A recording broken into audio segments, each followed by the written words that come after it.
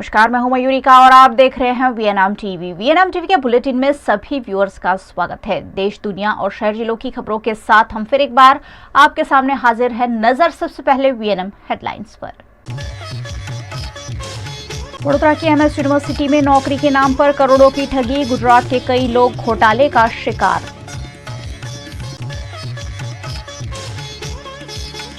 Sindrod check dam में डूबे 2 युवक, पिकनिक के वक्त मस्ती पड़ गई भारी।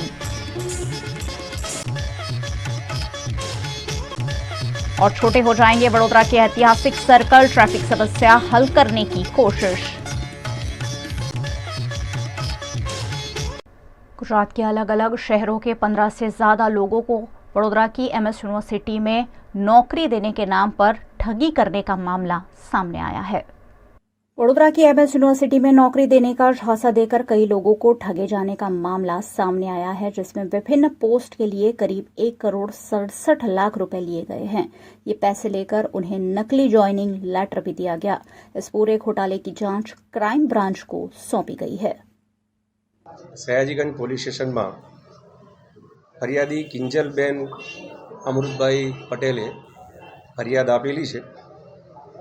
आ फरियाद अनुसंधाने आ बेन किंजलबेने अगाऊ अमदावाद शहर में एक अरजी आपेली कि पोते आ कामना सामावाड़ा के जेमनु नाम है शैलेष कुमार सोलंकी, राहुल कुमार पटेल और मनीष कटारा, आ लोकोने भेगा मळीने एक्जाम सुपरवाइजरनी पोस्ट माटे 11 लाख रुपया आ सामावाळाने आपेला અને એ અરજીની પ્રાથમિક તપાસ અમદાવાદ શહેર થયેલી અને જેમાં સમગ્ર ઘટના વડોદરા મુકામની હોવાના કારણે વડોદરા શહેર ટ્રાન્સફર થયેલી અને પોલીસ કમિશનર શ્રી વડોદરા શહેર દ્વારા આ અરજીની તપાસ અહીંયા સયાજીગંજ પોલીસ સ્ટેશનને થયેલી અને તપાસના અંતે આ ફરિયાદી એટલે કે અરજદારની હકીકત સાચી જણાતા ગઈકાલે सीपी साहेबना आदेशथी आ गुनो रजिस्टर थयेल छे। किंजलबेने जे हकीकत आपी कि भाई पोताने एक्जाम सुपरवाइजरनी पोस्ट माटे आ कामना सामावाळाओए वडोदरा मुकामे बोलावेला अने तेमनी पासेथी 11.5 लाख रुपया लीधेला अने आ माटे तेमणे एमने सौप्रथम जॉइनिंग लेटर आप्यो तारीखवाळो अने त्यारबाद एमनुं मेडिकल कराववामां आव्युं। एक परीक्षा पण अहींया लेवामां आवी अने छेल्ले अंतिम फाइनल ऑर्डर पण आपवामां आव्यो। एमणे जे हकीकतो रजू करेली ए तमाम हकीकतो साची जणाता वधु तपास अमे हाथ धरेली कि आमां ए सिवाय बी बीजा कोई लोको दंडाया छे के केम, अने जे अनुसंधाने अमने बीजा अन्य साहेदो पण मळ्या। अमे गांधीनगरना 2, अमदावादना 6, મહેસાણાના 5, મહીસાગરના 1 અને વલસાડના 1 એમ મળી કુલે 15 લોકો સાથે આ જ પ્રકારની એક્ઝામ સુપરવાઇઝર, એક્ઝામ ક્લાર્ક અને પટાવાળાની પોસ્ટ માટે જુદી જુદી રકમો 11 લાખ, 12 લાખ, 16 લાખ, 18 લાખ એમ અલગ અલગ રકમ આ ફરિયાદી સાહેદો જોડેથી મેળવી આ કામના આરોપીઓએ જે 15 સાહેદો અમારી સમક્ષ આવેલા છે એમની પાસેથી 1,67,50,000 जितनी मातबार रकम सामावाड़ाए फरियादी साहेदी पासेथी मेळवेली छे। जवानी का जोश और दोस्तों के साथ पानी में मस्ती कई बार दुर्घटनाओं को न्योता देती है। कुछ ऐसा ही गुजरात के वडोदरा शहर के सिंदरोड चेक डैम पर सामने आया। गुजरात के खेड़ा जिला के महमदाबाद तालुका के खंभाली गांव के 5 दोस्त वडोदरा निकट मही नदी पर सिंदरोड चेक डैम पर पिकनिक मनाने के लिए आए हुए थे, जिसमें से एक नाबालिग और एक अन्य युवक के डूब जाने से दोनों की दुखद मौत हुई है। जानकारी के अनुसार खेड़ा जिला से 19 वर्षीय हसमुख रोहित, 17 साल का सोहन रोहित, 19 वर्षीय विशाल परमार, 11 वर्षीय अक्षत रोहित और केतन गुरुवार को सिंदरोड चेक डैम पर पिकनिक मनाने के लिए और नहाने के लिए पहुंचे हुए थे। यहां पानी के साथ मस्ती करते करते 2 युवक पानी में डूब गए, जिसमें से 19 वर्षीय सागर रोहित और 17 वर्षीय सोहन रोहित की मौत हो गई है। स्थानीय निवासियों ने दोनों के शव बरामद कर तालुका पुलिस को सौंप दिए हैं। तालुका पुलिस ने दोनों के शवों को पोस्टमार्टम हेतु अस्पताल भेज दिया है।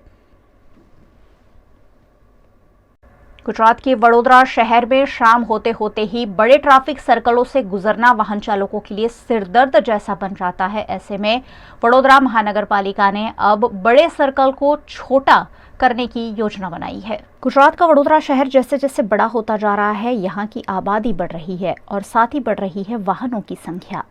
लाखों की संख्या में वाहन वडोदरा की सड़कों पर घूमते हैं और कई इलाकों में पीक आवर्स में ट्रैफिक की समस्या से वाहन चालकों को दो चार होना ही पड़ता है। इस समस्या से निजात पाने वडोदरा शहर के बड़े सर्कल्स को छोटा करने की योजना बनाई जा रही है। वडोदरा महानगर पालिका के mayor Nilesh Rathore, deputy mayor Nanda Joshi, स्थायी समिति के अध्यक्ष डॉक्टर हितेंद्र पटेल और नगर सेवकों की उपस्थिति में वुडा सर्कल समेत के वडोदरा के बड़े ट्रैफिक सर्कल का दौरा किया गया। जो वुडा सर्कल है, अपना हरनी एयरपोर्ट वाला सर्कल है, ऐसे बड़ौदा में बहुत से सर्कल है जो उस टाइम के ट्रैफिक के मुताबिक उसको प्लानिंग किया हुआ था।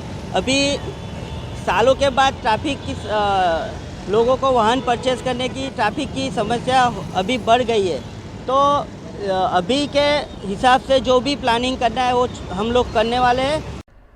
परिवार की प्रॉपर्टी की जंग कई बार पुलिस थानों तक पहुंचती है। गुजरात के वडोदरा शहर में ऐसे ही एक कलयुगी बेटे द्वारा कथित रूप से पिता की प्रॉपर्टी हथिया लेने का मामला फतेहगंज पुलिस थाने में दर्ज हुआ है। वडोदरा के छाणी में रहने वाले दिनेश दर्जी की सालों पुरानी निजामपुरा में स्थित टेलरिंग की दुकान बेटे सुधीर दर्जी ने गलत दस्तावेज बनाकर हथिया ली है, जिसकी शिकायत पीड़ित पिता ने पुलिस थाने में करते हुए न्याय मांगा है। पिछले 6 महीने से मेरा बेटा और मेरी बहू स्वेच्छाई हमने व्हील बना के दिया था, उस हिसाब से वो घर से उसके ससुराल में ही रहते हैं, लेकिन उसके बावजूद भी रोज़ मुझे टॉर्चर करते हैं और उसके बावजूद भी मेरा बेटा सबको यही बोलता है कि मैं इनके ऊपर रेप का केस डालूंगा। घर पे आके भी मुझे ऐसा बोल के गया है और मेरे छोटे बेटे का नौकरी खा जाऊंगा, सबको बर्बाद कर दूंगा, ऐसा ऐसा धमकी देता था। और मैं जब दुकान में जाता हूँ तो उसने एक नकली इंडेक्स बना के मुझे दिखा दिया और मुझे घर से बाहर वो दुकान में जाने नहीं दे रहा है। और मुझे अपने दुकान का कब्जा चाहिए, क्योंकि दुकान स्वेच्छाई मैंने 1990 में लिया हुआ है, बराबर।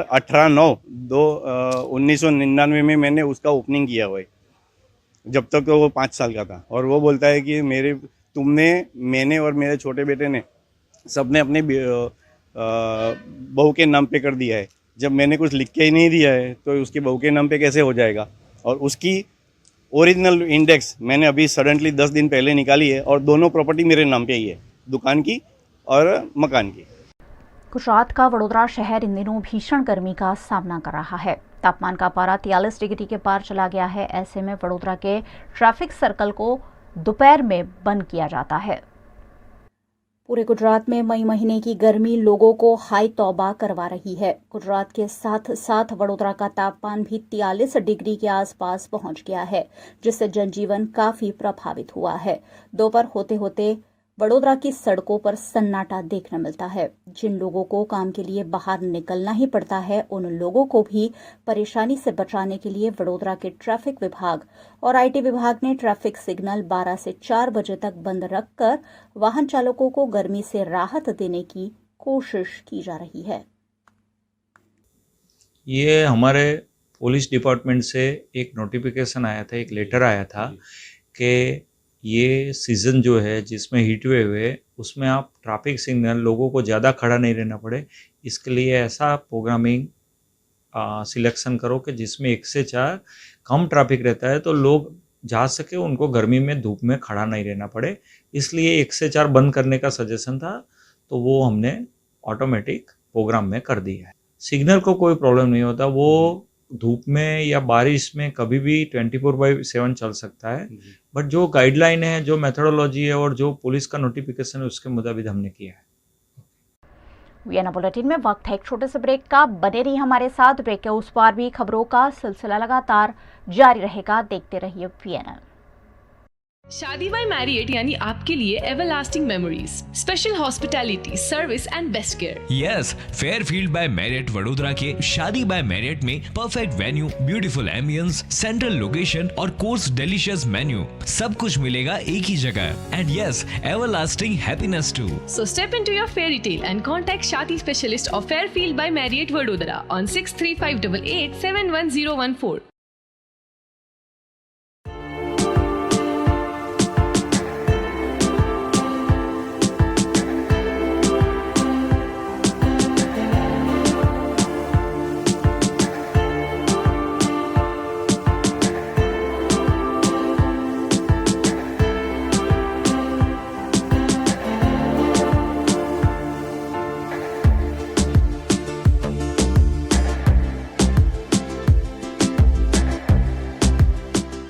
भारत ले रहा है इलेक्ट्रिक अंगड़ाई। क्यों ना हम साथ चले, साथ चले, साथ बढ़े, साथ बढ़े, देश मेरे, देश मेरे। देश को ले जाए नई दिशा की ओर। आपका जॉय, भारत का जॉय। વડોદરાના ઘણા વિસ્તારો જેમ કે અકોટા, માંજલપુર, અલકાપુરી, મકરપુરા વગેરે વગેરે વિસ્તારોના લોકો ચિંતામાં છે। આ ચિંતાનું કારણ છે વડોદરાના લોકોમાં વધતી ઈર્ષા। જી હા, અને આ ઈર્ષાનો સ્ત્રોત છે તરસાલી એરિયામાં આવેલ રેઝિડેન્શિયલ પ્રોજેક્ટ દર્શનમ પ્લેસ। ઘણી બધી એમિનિટીઝથી ભરપૂર આ 2 અને 3 BHK પ્રોજેક્ટ બની ગયો છે નવા ઘર શોધવાવાળા લોકો માટે એક અનોખો અવસર। भारत ले रहा है इलेक्ट्रिक अंगड़ाई। क्यों ना हम साथ चले, साथ चले, साथ बढ़े, साथ बढ़े, देश मेरे, देश मेरे। देश को ले जाए नई दिशा की ओर। आपका जॉय, भारत का जॉय।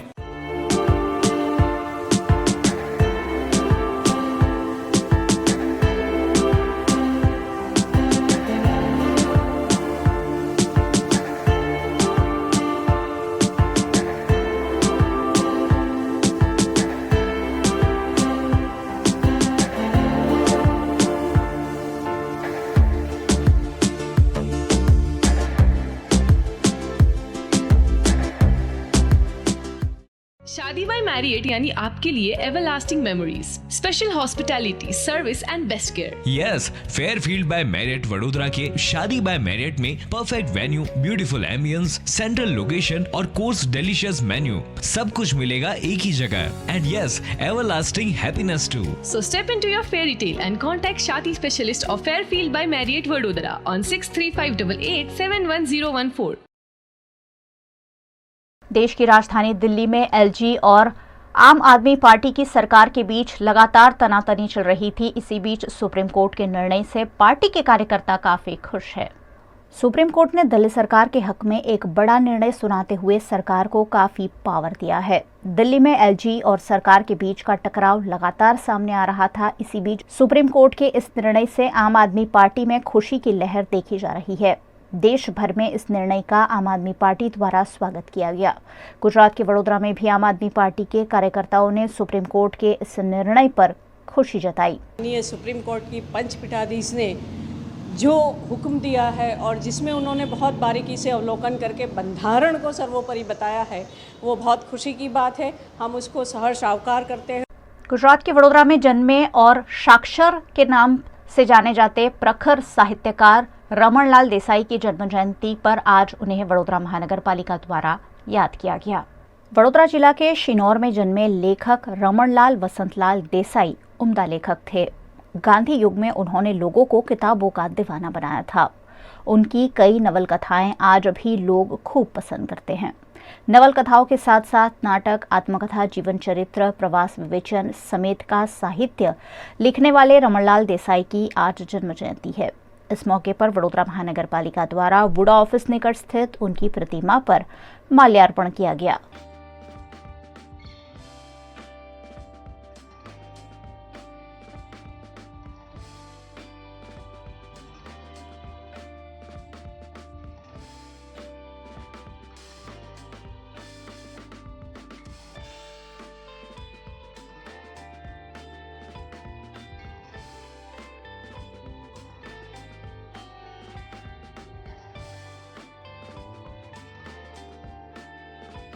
गुजरात बोर्ड के बाद अब सेंट्रल बोर्ड ने भी 12th के नतीजों का ऐलान कर दिया है, जिसमें हर वर्ष की तरह इस वर्ष भी लड़कियों ने बेहतरीन परफॉर्म किया है। सीबीएसई बोर्ड ने आज शुक्रवार को 12वीं का रिजल्ट जारी कर दिया है, जिसमें 87.33% स्टूडेंट्स पास हुए हैं। त्रिवेंद्रम जोन ने 99.91% के साथ सबसे बेहतर प्रदर्शन किया है। लड़कियों का पास प्रतिशत लड़कों की तुलना में 6% बेहतर रहा है। 90.68 लड़कियां तो 84.67% लड़के पास हुए हैं। छात्र इस परिणाम को डिजी लॉकर या उमंग ऐप के अलावा results.cbse.nic.in और cbseresults.nic.in पर चेक कर सकते हैं। साथ ही इस वर्ष सीबीएसई बोर्ड ने छात्रों को अनहेल्दी कंपटीशन से बचाने के लिए 3 बड़े बदलाव किए हैं। रिजल्ट के साथ स्टूडेंट्स की फर्स्ट, सेकेंड और थर्ड डिवीजन की जानकारी बोर्ड द्वारा नहीं दी गई है।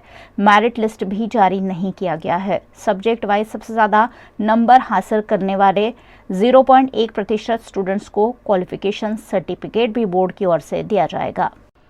सीबीएसई बोर्ड ने 12वीं के साथ 10वीं के परिणाम का भी ऐलान कर दिया है। यहां भी छात्राओं ने छात्रों के मुकाबले बेहतरीन प्रदर्शन करते हुए बाजी मार ली है। सीबीएसई बोर्ड ने आज शुक्रवार को 12वीं के साथ 10वीं का रिजल्ट भी जारी कर दिया है, जिसमें 93.12% स्टूडेंट्स पास हुए हैं। छात्राओं ने यहां भी छात्रों के मुकाबले बेहतरीन प्रदर्शन किया है। 94.25% लड़कियां तो 92.72% लड़के सफल हुए हैं, यानी लड़कों के मुकाबले लड़कियां 1.98% ज्यादा पास हुई है। 10वीं की परीक्षा 5 फरवरी से 21 मार्च के बीच हुई थी। 21,86,940 छात्रों ने रजिस्ट्रेशन कराया था। परीक्षा में 21 लाख छात्र शामिल हुए थे। इन नतीजों में त्रिवेंद्रम रीजन ने 99.91% पास परसेंटेज के साथ टॉप किया है। 99.18% के साथ बेंगलुरु दूसरे नंबर पर, 99.14% के साथ चेन्नई तीसरे नंबर पर, 97.27% के साथ अजमेर चौथी और पुणे 96.92% के साथ 5वीं पोजीशन पर है। 10वीं में 1.95 लाख स्टूडेंट्स ने 90% से ऊपर स्कोर किया है। बोर्ड की परीक्षा सभी छात्रों के जीवन में काफ़ी अहम होती है। आज घोषित किए गए सीबीएसई बोर्ड के परिणामों में वडोदरा की ध्रुति पटेल ने अव्वल परिणाम प्राप्त किया है। सीबीएसई बोर्ड द्वारा घोषित किए गए परिणामों में गुजरात के वडोदरा की भवंस स्कूल की छात्रा ध्रुति पटेल ने 10वीं कक्षा में 93.80% अंक हासिल कर स्कूल के साथ साथ परिवार का नाम भी रोशन किया है।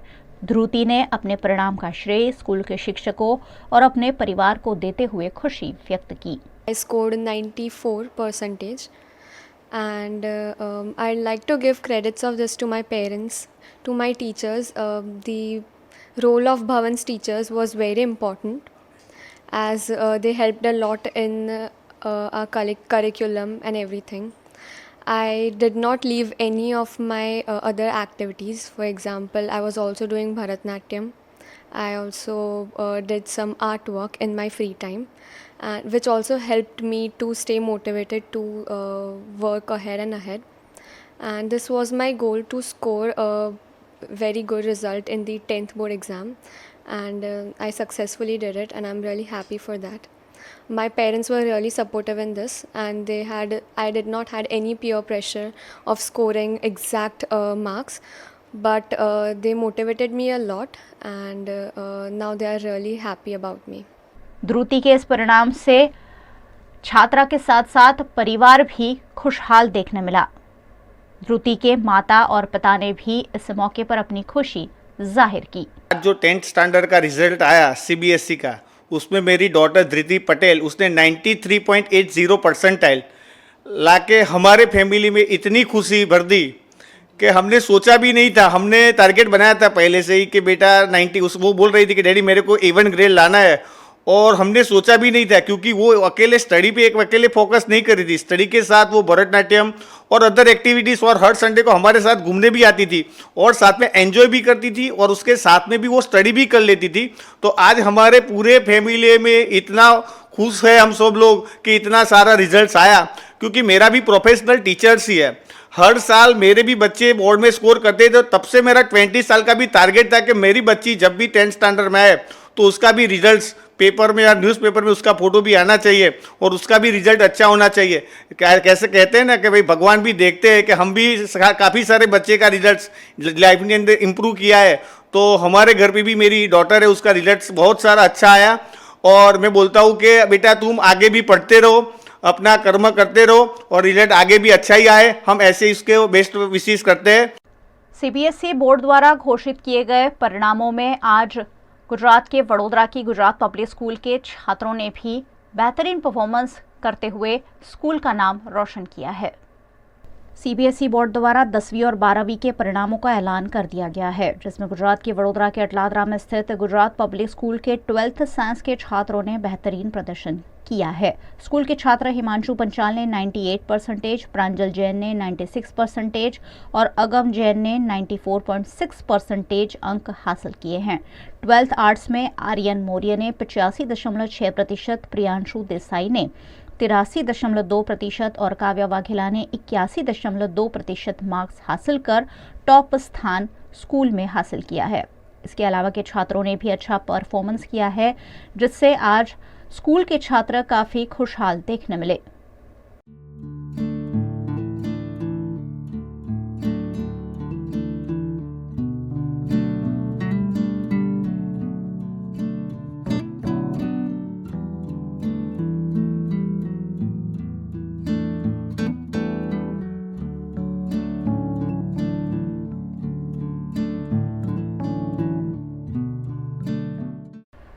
गुजरात के वडोदरा में कॉरपोरेशन द्वारा लगातार डिमोलिशन की कार्रवाई को अंजाम दिया जा रहा है। अवैध निर्माणों पर आज भी कॉरपोरेशन ने बुलडोजर चला दिया। गुजरात के वडोदरा शहर में जगह जगह सरकारी जमीन पर अतिक्रमण कर दिए गए हैं, जिन पर लगातार कार्रवाई की जा रही है। इसी के तहत सेवासी कैनाल से लेकर सोनारगोई तक के 30 मीटर टीपी रोड पर अतिक्रमण दूर करने की कार्रवाई कॉरपोरेशन के अतिक्रमण विभाग द्वारा की गई। इस दौरान सड़क के बीचों बीच कर दिए गए कई अवैध निर्माणों को कॉरपोरेशन की टीम ने ध्वस्त कर दिया। सेवासी टीपी 1 30 मीटर टीपी रोड के अंदर जो दबाण है अप्रोक्सीमेटली 90 कंपाउंड वॉल, दुकानें, रैम, फेंसिंग, उसको निकालने की कार्रवाई चालू है। आज सभी मिला के 90 के करीब यूनिट्स है पूरे और 8 जेसीबी मशीन है, 1 डोजर है, तालुका पुलिस स्टेशन का स्टाफ है, कोयली जीबी का स्टाफ है और कॉरपोरेशन के फायर, स्ट्रीट लाइट, मेडिकल सब डिपार्टमेंट और ज़मीन मिलकत अमलदार टीपी और उनका सर्वेयर का स्टाफ को साथ में रखकर एंक्रोचमेंट के टीम द्वारा 30 मीटर टीपी रोड का दबाण दूर करने की कार्रवाई चालू है। साइबर क्राइम देश दुनिया की पुलिस के लिए एक बड़ी चुनौती बन गई है। ऐसे में उत्तराखंड के डीजीपी ने वडोदरा के मेहमान बनने पर वडोदरा के पुलिस अधिकारियों को साइबर क्राइम रोकने पर जानकारी दी। उत्तराखंड के डीजीपी अशोक कुमार वडोदरा के विश्व प्रसिद्ध महाराजा सयाजीराव गायकवाड़ यूनिवर्सिटी में आयोजित वडोदरा लिटरेचर फेस्टिवल में पधारे। इस दौरान उन्होंने beyond call of duty stories of those in uniform विषय पर पैनल डिस्कशन में हिस्सा लिया। डीजीपी अशोक कुमार ने हाल ही में साइबर एनकाउंटर पर एक पुस्तक भी लिखा है, जिसमें देश में बढ़ रहे साइबर क्राइम पर नागरिकों को जागरूक किया गया। वडोदरा आए उत्तराखंड के डीजीपी अशोक कुमार ने वडोदरा पुलिस भवन में वडोदरा के आला अधिकारियों के साथ मीटिंग कर साइबर क्राइम रोकने के लिए महत्वपूर्ण मार्गदर्शन साझा किया। देश के प्रधानमंत्री नरेंद्र मोदी आज गुजरात के मेहमान बने हैं और यहां उन्होंने कई कार्यक्रमों में हिस्सा लेते हुए गुजरात के लोगों को कई विकास कार्यों की सौगात भी दी है। एक दिन की यात्रा पर गुजरात की राजधानी गांधीनगर पहुंचे देश के प्रधानमंत्री नरेंद्र मोदी ने गुजरात के गांधीनगर में 4400 करोड़ रुपयों की परियोजनाओं का उद्घाटन और शिलान्यास किया। पीएम ने इससे पहले अखिल भारतीय प्राथमिक शिक्षक संघ की ओर से आयोजित महासम्मेलन में देश भर के करीब 91,000 शिक्षकों को संबोधित किया। अपने संबोधन में पीएम ने कहा कि मुझे भारतीय शिक्षकों के योगदान का वर्णन करते हुए गर्व हो रहा है। आम तौर पर विदेशों के नेताओं से जब मिलता हूं तब उनके जीवन में भारतीय शिक्षकों का कितना बड़ा योगदान रहा है, बड़े गर्व के साथ वो वर्णन करते थे। मैं प्रधानमंत्री बनने के बाद मेरी पहली विदेश यात्रा भूटान में हुई और भूटान के राज परिवार के साथ जब मैं बैठा था तो वो गर्व से बताते थे, जो उनके सीनियर किंग है वो बता रहे थे कि मेरी पीढ़ी के जितने लोग भूटान में हैं उन सबको कोई न कोई हिंदुस्तान के शिक्षक ने पढ़ाया लिखाया है, और वो बड़े गर्व से कहते थे। ऐसे ही मैं जब सऊदी अरब गया, वहां के किंग बहुत वरिष्ठ और सम्मान्य महापुरुष हैं, मुझ पर उनका प्रेम भी बहुत है, लेकिन उनसे जब मैं बैठा तो बोले मैं तुझे बहुत प्यार करता हूं। फिर उन्होंने मुझे पूछा क्यों मालूम है? मैंने कहा आप बताइए, ये आपकी कृपा है। उन्होंने कहा देखो भाई, मैं भले राजा हूं, जो भी हूं, लेकिन बचपन में मेरा शिक्षक तुम्हारे देश का था और तुम्हारे गुजरात का था, और उसने मुझे पढ़ाया। यानी इतने बड़े संपन्न देश के महापुरुष बातचीत में भारत के प्रधानमंत्री के से बात करते समय एक शिक्षक के योगदान की बात करना गौरव अनुभव कर रहे थे। अपने दूसरे कार्यक्रम के तहत पीएम मोदी ने दोपहर करीब 12 बजे महात्मा मंदिर में आयोजित समारोह में राज्य सरकार के 2,452 करोड़ रुपयों के विकास कार्यों का लोकार्पण और शिलान्यास किया। इसमें 1,654 करोड़ रुपए के शहरी विकास के विभिन्न कार्य, 734 करोड़ रुपए के जलापूर्ति के कार्यक्रम शामिल है। सार्वजनिक परिवहन और खनिज विभाग के विकास कार्यों का भी मोदी के हाथों इस मौके पर लोकार्पण किया गया। शहरी विकास के तहत प्रधानमंत्री ने एसपी रिंग रोड पर बनाए गए फ्लाईओवर ब्रिज और अमराईवाड़ी में 4 लेन के फ्लाईओवर ब्रिज का लोकार्पण भी किया। इसके बाद गांधीनगर जिले के दहगाम में बने एक सभागार का भी लोकार्पण किया गया। इस दौरान आयोजित जनसभा को संबोधित करते हुए प्रधानमंत्री मोदी ने कहा कि पीएम आवास योजना गरीबों के साथ महिला सशक्तिकरण को भी बहुत बड़ी ताकत दे रही है। पीएम आवास योजना से बीजेपी ने देश भर में करोड़ों दीदियों को लखपति दीदी बना दिया है। साथियों, पीएम आवास योजना गरीबों के साथ साथ महिला सशक्तिकरण को भी बहुत बड़ी ताकत दे रही है। पिछले 9 वर्षों में करीब 4 करोड़ पक्के घर गरीब परिवारों को मिल चुके हैं। इन घरों में लगभग 70% घर महिला लाभार्थियों के नाम पर भी है। ये करोड़ों बहनें वो हैं जिनके नाम पर पहली बार कोई प्रॉपर्टी रजिस्टर हुई है। इसका मतलब ये हुआ कि ये करोड़ों करोड़ों महिलाएं लखपति बन गई है, और इसलिए ये मेरी लखपति दीदी हिंदुस्तान के हर कोने से मुझे आशीर्वाद देती है ताकि मैं उनके लिए ज्यादा काम कर सकूं। अपने आखिरी कार्यक्रम के अंतर्गत पीएम ने गांधीनगर में बनने वाले आईएफएससी केंद्र को लेकर नई योजनाओं और नीतियों पर चर्चा की। इसके अलावा कुछ विश्वविद्यालयों के कुलपतियों के साथ गांधीनगर में उन्होंने बैठक भी की। प्रधानमंत्री मोदी ने शाम 4 से 5 बजे के बीच राजभवन में मुख्यमंत्री भूपेंद्र पटेल, भाजपा अध्यक्ष सीआर पाटिल और गुजरात सरकार के वरिष्ठ अधिकारियों के साथ बैठक करते हुए गुजरात के विकास पर विचार विमर्श किया। पाकिस्तान के पूर्व प्रधानमंत्री इमरान खान को फिलहाल उन पर लगे हुए सभी केस में 15 दिनों की जमानत मिली है। अलकादिर ट्रस्ट केस में पाकिस्तान के पूर्व प्रधानमंत्री इमरान खान को 2 हफ्तों के लिए जमानत मिल गई है। शुक्रवार को इस्लामाबाद हाईकोर्ट ने उन्हें कुछ शर्तों के साथ बेल दे दी। दूसरी तरफ हाईकोर्ट के बाहर पंजाब पुलिस और रेंजर्स की टीम 4 दूसरे केसों में खान की गिरफ्तारी के लिए तैयार खड़ी थी। जियो न्यूज के मुताबिक इमरान को इसकी भनक लगी तो उन्होंने अपने वकील के मोबाइल से एक मीडिया पर्सन से बात की और कहा कि अगर गिरफ्तारी की हरकत हुई तो फिर बवाल होगा, इसके लिए मुझे जिम्मेदार मत ठहराना। सुप्रीम कोर्ट ने गुरुवार को अलकादिर ट्रस्ट स्कैम में इमरान की गिरफ्तारी को गैरकानूनी बताते हुए फौरन रिहाई के आदेश दिए थे। उनसे कहा गया था कि वो शुक्रवार को इस्लामाबाद हाईकोर्ट से बेल ले ले। प्रधानमंत्री नरेंद्र मोदी के मन की बात का 100वां एपिसोड देश भर में हजारों करोड़ों लोगों द्वारा देखा गया, लेकिन चंडीगढ़ की 36 नर्सिंग छात्राओं को मन की बात नहीं सुनना भारी पड़ गया।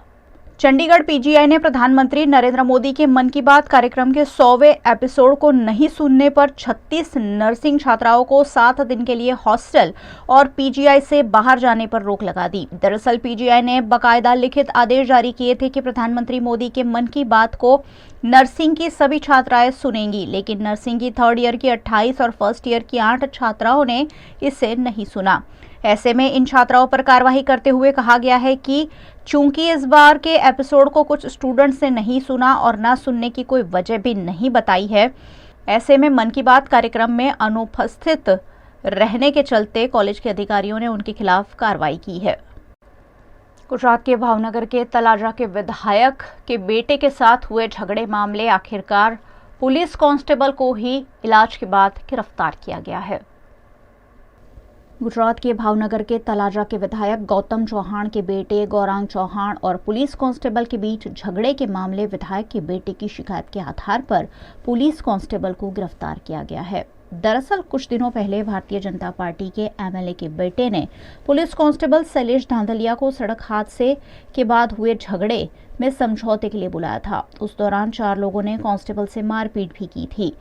पुलिस कांस्टेबल ने भी इस मामले शिकायत दर्ज कराई है, लेकिन सीसीटीवी फुटेज में विधायक का बेटा देखने नहीं मिला था, जिससे उसके खिलाफ शिकायत दर्ज नहीं हुई है। ऐसे में भारतीय जनता पार्टी के विधायक गौतम चौहान के पैसे और रुतबे के जोर पर कई सवाल उठ रहे हैं। लंबे अरसे तक टेलीविजन के सबसे लोकप्रिय शो रहे तारक मेहता का उल्टा चश्मा एक के बाद एक लगातार विवादों में घिरता ही जा रहा है। इस बार शो के प्रोड्यूसर पर सेक्सुअल हैरेसमेंट का आरोप लगा है। तारक मेहता का उल्टा चश्मा फेम एक्ट्रेस जेनिफर मिस्त्री ने शो के प्रोड्यूसर असित मोदी पर यौन उत्पीड़न का आरोप लगाया है। उनकी लिखित शिकायत पर अब मुंबई पुलिस ने केस की जांच शुरू कर दी है। हालांकि इस केस में एफआईआर दर्ज किए जाना बाकी है। पुलिस का कहना है कि वो जल्द ही इस मामले से जुड़े सभी लोगों का स्टेटमेंट रिकॉर्ड करेंगे। जेनिफर ने अपनी शिकायत में असित के अलावा शो के कुछ अन्य क्रू मेंबर्स पर भी यौन उत्पीड़न का आरोप लगाया है। जेनिफर मिस्त्री ने असित पर आरोप लगाते हुए कहा कि वे कई सालों से उनके साथ बुरा बर्ताव करते आए हैं। उन्होंने ये भी कहा कि ये सिलसिला 2019 से चल रहा है। हम शूटिंग के लिए सिंगापुर गए हुए थे। उस वक्त असित बार बार मेरे साथ बदतमीजी कर रहे थे। वो मुझे बार बार कॉल करके अपने कमरे में बुलाते थे। जब मैं मना करती थी तो कहते थे कि मजाक कर रहे हैं, लेकिन वो ऐसा लगातार कर रहे थे। एक्ट्रेस ने ये भी बताया कि सालों से उनके साथ सेट पर बुरा बर्ताव किया जा रहा है। असित उन्हें बार बार कमरे में बुलाते थे और आपत्तिजनक मैसेज भी भेजते थे। असित की हरकतों से परेशान होकर जेनिफर ने शो छोड़ दिया है और प्रोड्यूसर को लीगल नोटिस भेजा है। जेनिफर शो में रोशन सिंह सोढ़ी का रोल प्ले कर रही थी।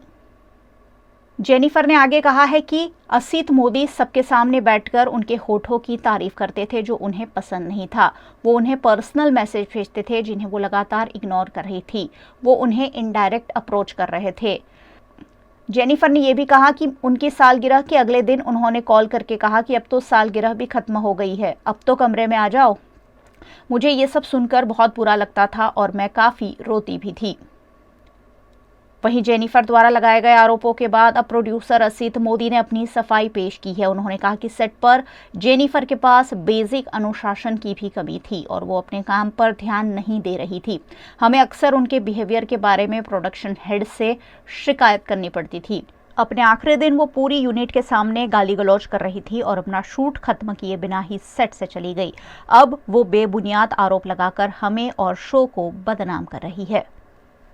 I wrote down 15 years का इंसिडेंट। उसने पढ़ा, बोली Jennifer this is the pure case of sexual harassment. Your producer is asking you to come to his room every, कितनी बार तुमने खुद लिखा है कि बोल रहे हैं कि सिंगापुर में ये हुआ था कि 7 March 2019 we were in Singapore.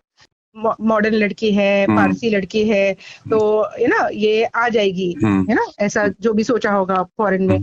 तो बार बार मुझे कि अरे जैसे 7 March 2019 was my marriage anniversary, तो मुझे 8 मार्च को उन्होंने बोला आज तो एनिवर्सरी नहीं ना, आज तो कोई गिल्ट नहीं है, आ जाओ रूम में। तो मैं तो मतलब डर के इग्नोर किया, चले गए मैं।